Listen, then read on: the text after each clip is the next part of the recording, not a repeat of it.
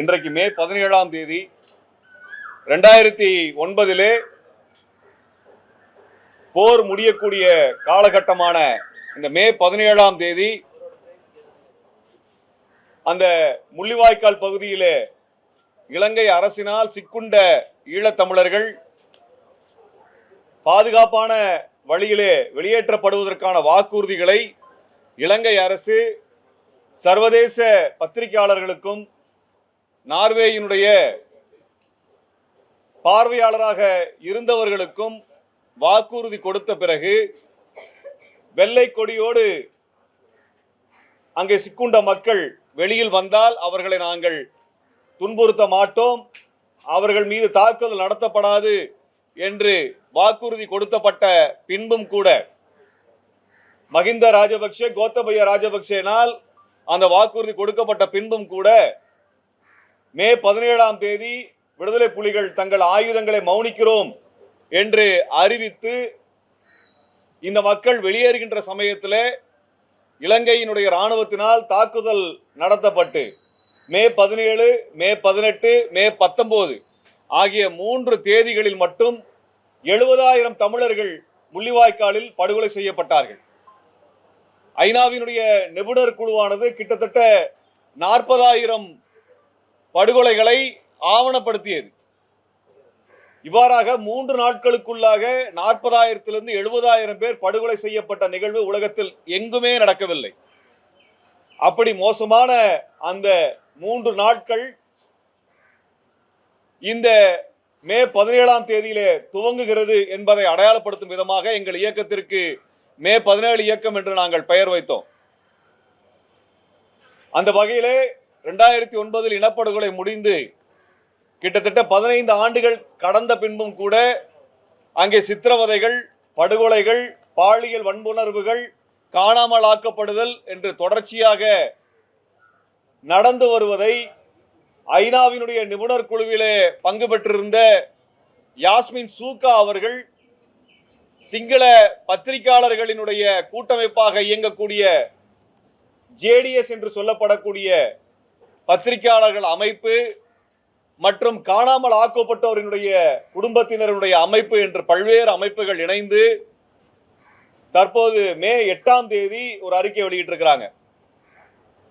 ஒரு வாரத்திற்கு முன்பு வெளியிடப்பட்ட அந்த அறிக்கையில கடந்த 5-7 வருஷத்துக்குள்ளாக இன்றிலிருந்து ஒரு 5 வருடத்திற்குள்ளாக பார்த்தோம்னா அந்த 5 வருஷ காலகட்டத்தில் பல நூறு பேர் கடத்தப்பட்டிருக்கிறார்கள். வெள்ளை வேணிலே இலங்கை அரசினால், இராணுவ படையினரால், காவல்துறையினரால், சிறப்பு புலனாய்வு படையினர் கடத்தப்பட்டவர்கள் 123 பேர் என்று ஆவணப்படுத்தியிருக்கிறார்கள்.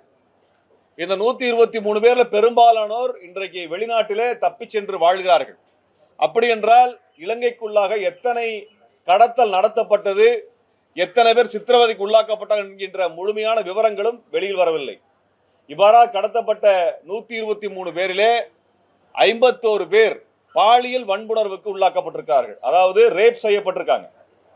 எவ்வளவு பேர்னா 51 பேர். யாரால் என்றால் இலங்கையினுடைய படையினரால், இலங்கையினுடைய காவல்துறையினரால், இலங்கை அரசினால் 51 பேர் பாலியல் வன்புணர்வுக்கு உள்ளாக்கப்பட்டிருக்கிறார்கள். அது மட்டுமல்லாமல் இவர்கள் கடுமையான சித்திரவதைக்கு உள்ளாக்கப்பட்டிருக்கிறார்கள். அதுல ஒருவர் என்ன சொல்றாருனால், அவரை கடத்தி கண்டு சென்றார்கள். அந்த காவல்துறை கடத்தி சென்ற பிறகு பெட்ரோல் ஊற்றி வைக்கப்பட்ட ஒரு பாலித்தீன் பாக்கெட்டிலே அவர் முகத்தை மூடி வைக்கிறார்கள். அவர் மூச்சு திணறலிலே அவர் இறந்து போகக்கூடிய நிலை வரும் பொழுது அந்த பாக்கெட்டை வெளியில் எடுத்து மறுபடியும் இதே சித்திரவதைக்கு உள்ளாக்கப்படுகிறார்கள். அதே போல இன்னொருவரை நீருக்குள்ளாக அமிழ்த்தி அவர் இறந்து போகக்கூடிய சூழல் வரும்போது அவர் வெளியில எடுப்பதும் பிறகு சித்திரவதை செய்வதுமாக செய்து கொண்டிருக்கிறார்கள்.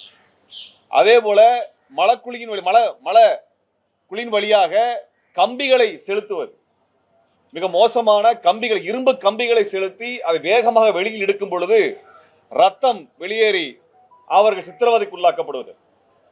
இது மட்டுமல்லாமல் சொல்ல முடியாத வகையிலே, இங்கே எங்களால் வெளிப்படையாக சொல்ல முடியாத வகையிலெல்லாம் பல்வேறு சித்திரவதைகள் பெண்கள் மீது நடத்தப்பட்டிருக்கின்றன.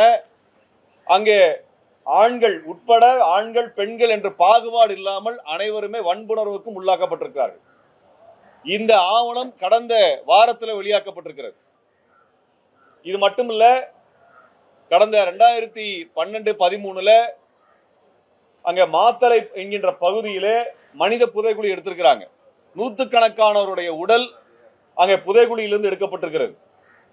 அதற்கப்புறம் மன்னார் மாவட்டத்தில் 2 பகுதிகளில் தனித்தனியாக 2 பகுதிகளில் மனித புதைக்குழி எடுத்திருக்கிறாங்க.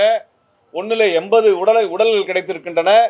இன்னொரு முறை 2018 எடுத்த பொழுது அது 315 உடல்கள் எடுக்கப்பட்டிருக்கின்றன.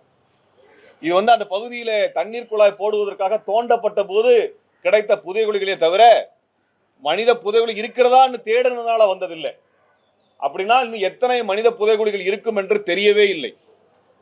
இதுல அவர்கள் மாத்தறை பகுதியில மனித புதைக்குழியை கண்டுபிடிச்ச உடனே இலங்கை அரசு வெகு வேகமாக அந்த மனித புதைக்குழியை தோண்டுவதற்கு ஆர்வம் காட்டினார்கள்.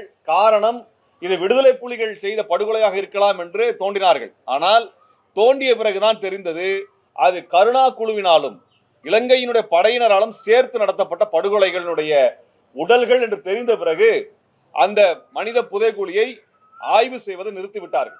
பாதகம் செய்பவரை கண்டால் நாம் பயங்கொள்ளலாகாது பாப்பா, மோதி மிதித்து விடு பாப்பா, அவர் முகத்தில் உமிழ்ந்து விடு பாப்பா. அண்மை செய்திகளை உடனுக்குடன் தெரிந்து கொள்ள இணைந்திருங்கள் இயம்நாடு தொலைக்காட்சியுடன்.